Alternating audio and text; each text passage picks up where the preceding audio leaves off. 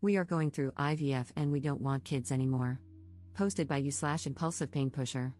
I don't know how we got here. We agreed we would not do IVF, but somehow it felt like the next step, the easy solution. We're both under 30, generally active and healthy. We never thought we would be in the 2% of cases where IVF doesn't work. There is something about having so much time to think about having children. It's strange how other people can decide they want to bring life into the world and simply do it. We have watched our friends and family go through very difficult times with their children and love them with everything in them. They ask us if we want to take them home and, in the same breath, tell us it's the best thing that's ever happened to them. I have always imagined my life full of children, but when I couldn't conceive naturally, I hoped for just one. While I watched people spank, yell at, and harshly discipline their children, people I never would have thought capable of doing those things, I wondered, would I turn into that? A lot of these people are shells of themselves.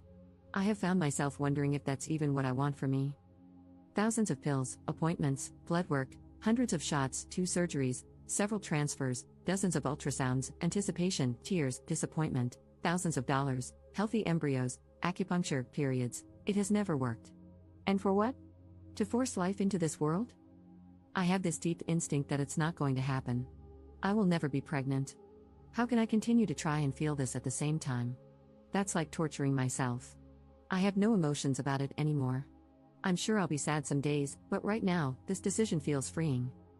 And I feel guilty. We have frozen embryos. What are we going to do with them? People know, people are praying, people are invested, but I am done.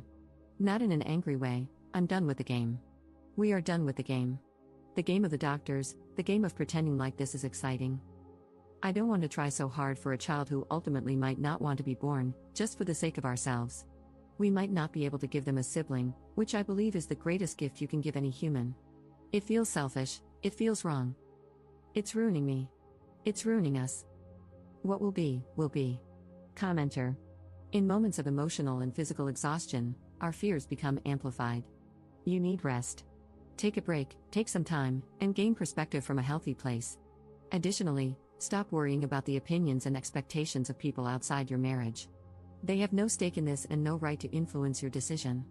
I wish you the best of luck. Ops response. Thank you. My thing is, I'm either 100% or 0.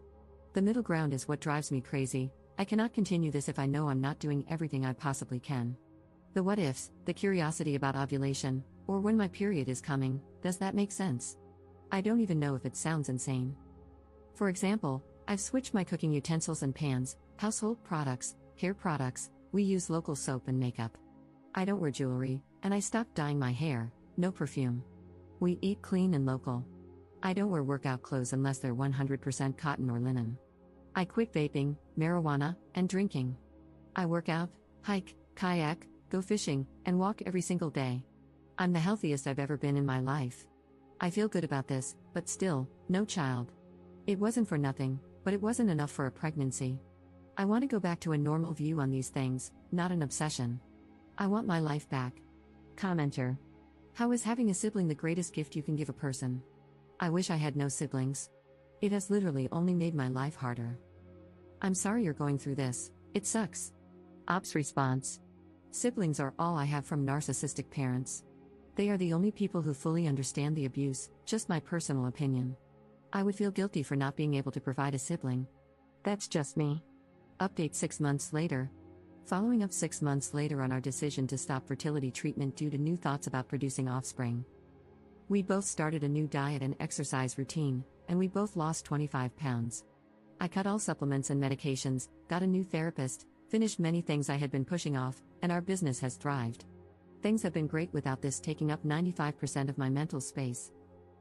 I wavered back and forth for a while on if, and when we would try another embryo transfer, largely because I was trying to heal from the likelihood that it wouldn't happen for us while envisioning a future with just my husband, all while simultaneously listening to everyone in my life calling this a break.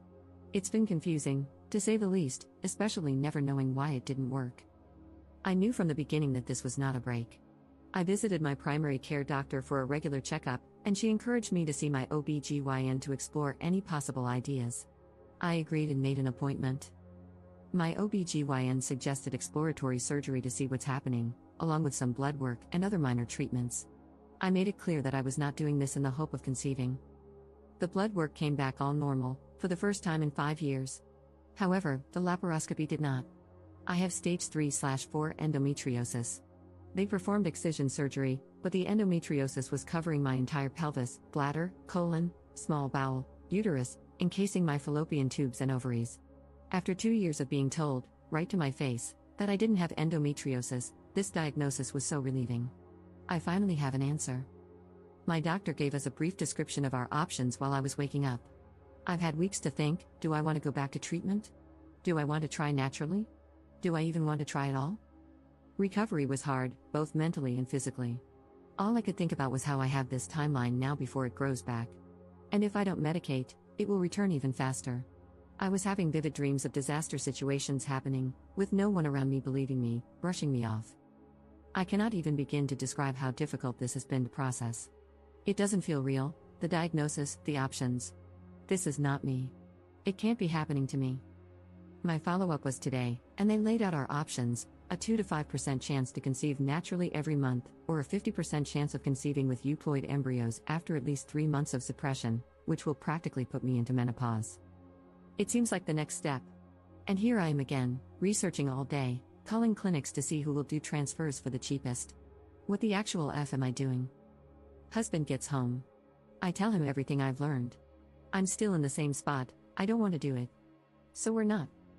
I'm sad it has come to this, but truly, I have spent the past 5 months feeling great inside and out. I want to feel this way for as long as I can.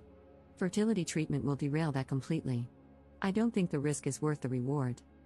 I've learned so much, and it is frightening to possibly go back to the place I was a year ago. I don't think anything can convince me. I'm a different person, and I'm still done. Top commenter. One thing people rarely talk about when it comes to fertility treatments is just how much time and energy they consume. You're juggling multiple fertility clinics, handling the research, pricing, testing, medications, and all the details while also dealing with the constant mental weight of thinking about what you should and shouldn't be doing each day. Then, once you've managed all of that, the real work begins, administering the medications. And did I mention how you might even change your diet, driven by the desperation to make sure everything is perfect? It's overwhelming, time-consuming, stressful, and often downright depressing. Every month, when your period arrives, it's another reminder that you're not pregnant. Meanwhile, those around you who know you're trying might brush it off, but it's a huge deal to you. And, of course, there's always that one friend who seems to get pregnant effortlessly, sometimes even unsure if they want to keep the pregnancy. Each failed attempt takes its toll. It's not just the emotional pain of disappointment, it's also the physical toll. The medications you're taking might cause weight gain and trigger a sort of postpartum-like depression. So now, you're dealing with deep sadness and the crushing reality of not being pregnant. I completely understand why, after all of this, you might not want to go back to trying.